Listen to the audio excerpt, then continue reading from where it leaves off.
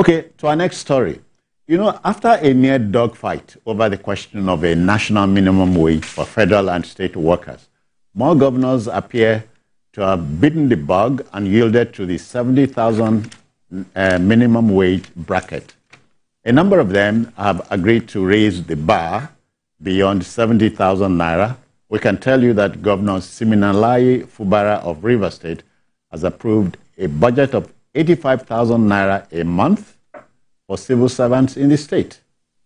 Head of service of the state, Judge Nweke, announced the approval during a closed-door meeting with labor leaders and government officials. Now, the consensus of opinion in the country today is for a minimum wage or a maximum wage, it should all be a living wage, Wale. I think, first of all, no matter what anybody might wish to say, to condemn the Nigerian Labour Congress, you know, they are overzealous, they are this, they are that. I think this is part of the gains of the labor force, the Nigerian Labour Congress. And that means that if there is no struggle... You win some, you lose some. You lose some. If there is no struggle, if NSC had retained its earlier, reputation as an extension of government institution, we would not have been able to... So it's a sacrifice that I think Labour made for Nigerians. And I think I commend Labour for its consistency. Yeah. And at the end of the day... Regardless, we were able to extract some gains from our leaders. It also shows that if you don't cry, people will not listen to you. Yeah. If we had not spoken, probably we will not be talking about 85,000 naira and 70,000 naira. It means the system will not, reinvigorate itself, readjust itself unless there is prayer. Just the other day, Lagos State Hemsman, Babatunde Sowolu, announced 85,000. Yeah. And he says he's thinking of 100,000. So we are getting somewhere. Yeah, so I commend Labour, which is the largest civil society organization in Nigeria, and the president of NLC. At least even though we could not get everything, at least that we've been able to get minimum concessions. And I also think it shows that in a federal state, the strengths and weaknesses of each state differ. So some states may not be able to pay 85,000 naira, while some states may be able to pay. Lagos, for instance, is saying that, looking at the records, from next year, we may go beyond 85,000 naira. Yeah. Because the subjective conditions in each state differ. So we should not expect that. So every state should, pay the same thing. But I think what the government has done is to set the minimum standard that no state should go beyond, this 70,000 naira, which I think is a movement forward. However, when you look at the rate of inflation, paying your NEPA bill, paying for your transportation, I think we still need to invest a lot in social security system, health insurance, transportation, to cushion the effect of this economic crisis. Because with 70,000 naira in a month, well, it's far better than where we are coming from, but there are still a lot of grounds to be covered. They say hard bread is better than groundnut. Yeah. Doctor, some other governors, like Ondo State Governor, says is willing to go above 70. 77. Now, for me, like I've always maintained, increasing salary for inflation to eat it up is not the way to go. The way to go is to ensure that the naira is firmed up against the dollar. I've always argued, if a civil servant in Nigeria still goes with the last minimum wage, and that 40,000 naira, sir, is worth $40,000, then we won't have a problem. But the more we try to push up wages, the more inflation is catching up with it. And that for me is worrisome, extremely worrisome. Once we go, inflation comes in. You can go to the market today. Now the government says it will start implementing in October. I'm sure by the end of this month, we will also see the impact in the market.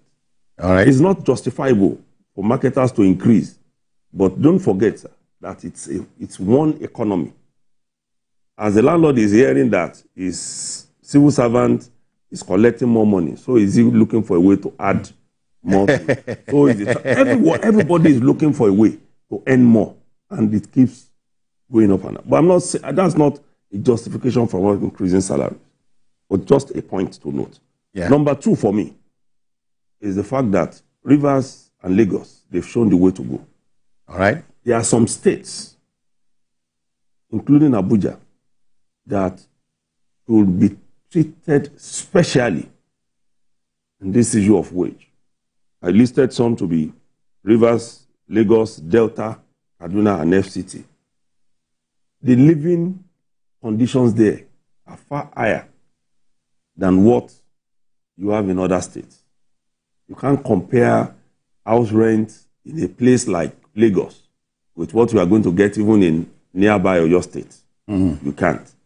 Same thing with Ogun. But it's also going up there because some people are now coming to work in Lagos from those two states. Perhaps if we have a rail running well, a lot of people will not even stay in Lagos again. That's why it's thanks to the government that at least is building the rail infrastructure gradually. I also even think for the federal government, its workers across the country should not be earning the same thing. When a federal worker in a place like, say, Sokoto, with a 3-bedroom flat going for like 10,000 or 20,000 or 30,000 is earning the same salary as a federal worker who stays in Lagos and is paying maybe 2.5 million for a 3-bedroom flat, then that disparity is huge, even at the federal level, not to talk of the state. So these are things we now need to begin to look at and to provide solutions. For instance, can government meet the housing needs of its staff? So that first you take that off them. Because if you take housing away, then you can know that the only area where you are going to likely have a little bit of disparity will be in the market, where you want to buy rice, where you want to buy tomatoes, and then you find a little bit of difference in the states. But housing is a major one. Can we work on transportation in a way that when you take transportation off the civil servants, that money that you are talking about, then you can now begin to pay the same thing in all of the states? Because you can't compare the cost of transportation in Lagos with somewhere even like Oyo State, which is a neighboring state, or Ogun State. So these, for me, are the issues that government should begin to look at, so that a state like Lagos and Rivers, and maybe some others like Delta, will not also be held to ransom, using that word loosely, over minimum wage. Seriously, sir. Because if you look at the difference between 70 and 85, it's just 15,000. Yeah. What is the difference to the people? I like the way the Lagos State NLC took it. For me also, it's a major one, especially coming from the governor, and also promising that the 100,000 is what he wishes to pay from January, that he wants to come and announce that. But he also needs to make it. And then lastly, on this issue, this is now a challenge for civil servants. They need to do better than they have been doing. Some of them work in revenue generation agencies, and the revenues that they generate go into their pockets. Government doesn't see the revenue. You see some, especially in a state like Lagos, where people who claim to be working for government, they become lost unto themselves. Yeah. They pay to private accounts. They pay, if you don't pay, they hold you to ransom. So these people now need to know that government has promised you this. You also must be able to contribute to your quota to making that money. If they don't do it, then government also needs to now begin to look at how to deal with that issue. Okay, well, let's break it down.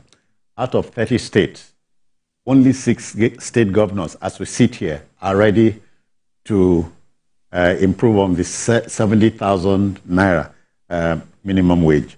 Lagos State, 85,000. Rivers, 85,000. Edo had talked about 70. Yes. In fact, they came before the announcement. Gombe, Alhaji Mohammed Yahya, that's the governor. We can also talk about Kogi, Alhaji Ahmed Ododo, Ondo State, Lucky Ayedatiwa, and Ogun State. Add Kwara to it, sir. Kwara is now saying it will do 77. Okay. So talking about 70. Okay. So we are improving. Yeah. It can only get better. It can get better.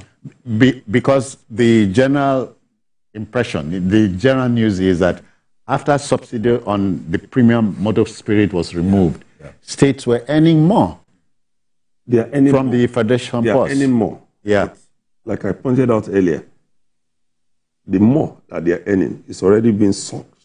Oh. Right. So if you are telling, look at what contractors are doing now, they are coming back to the states to renegotiate.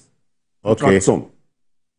In some states, what they have now decided to do is, if you come today and you negotiate this contract with us, we are going to give you the money immediately.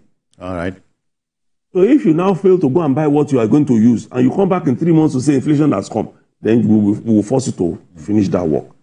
It shows that the more we are earning, the more. As at Friday, dollar was over 1,700. So how do we do it? And we know the economy is already dollarized. Yeah. You can't run away from that. Regarding the exchange rate, Wale, we are not economists, but we know from information. The only way to arrest the national currency against the almighty dollar is to return to production. And so we production of goods and services, and so we can earn foreign exchange. We should be mindful of overemphasis on government employment. 96% of businesses in Nigeria are in private sector, SMEs, and they constitute about 84% of employment, in Nigeria. So when you look at the countries that have been able to break the gains, take China for instance, they have about 52 million SMEs. And the SMEs in China contributes about 50%, of tax that the country generates, and contributes about 70% to the GDP. So when you look at all these factors, and SMEs in China constitute 70% of technology innovation. It's so many, SMEs that you see people developing all sorts of ideas, repellent, mosquito repellent, medicine, all sorts of things, funnel. You need the technology innovation.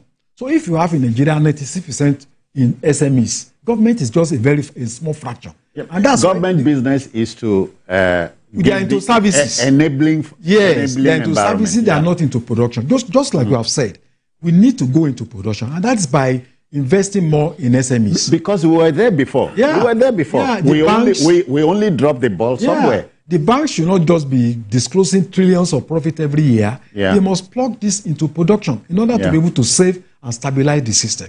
So I think the government needs to create a better environment. Wale and Dotun, we must emphasize that federal government does not have any land.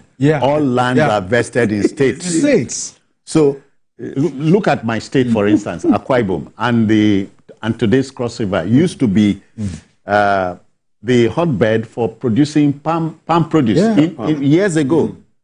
But today we are unashamedly importing palm oil. It's quite very, very cheap. Is that, do we need rocket science? No, we don't. We don't. So we need to go into production.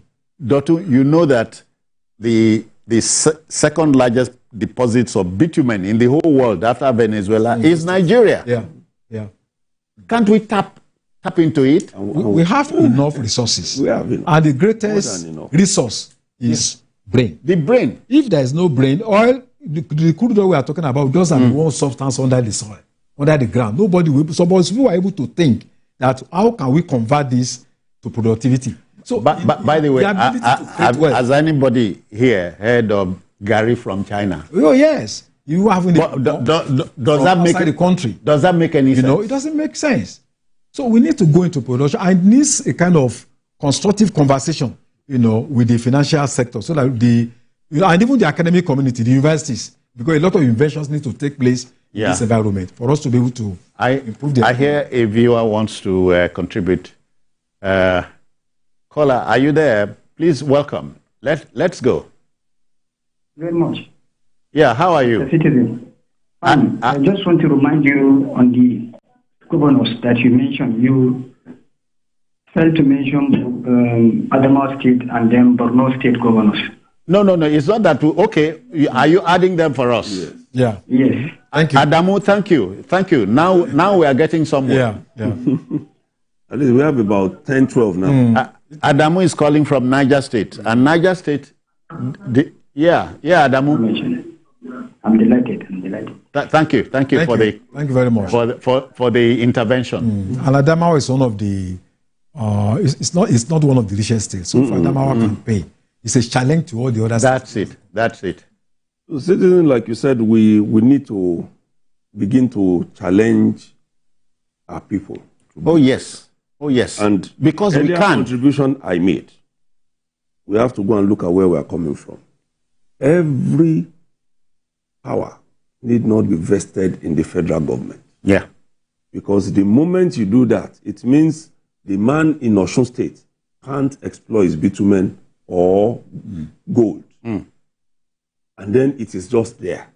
And the people in the state are asking him, you have not done this road, and he's telling you it's federal road. Look, Nigerians understand federal, state, and local government roads. We need to look at our laws again. All right, let's take on our next story. The unfolding melodrama in Rivers